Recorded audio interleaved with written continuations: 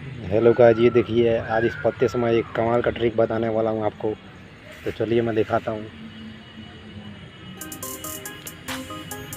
इस पत्ते को हमने तोड़ लिया। अब अपने हाथों को, उंगलियों को इस तरह करके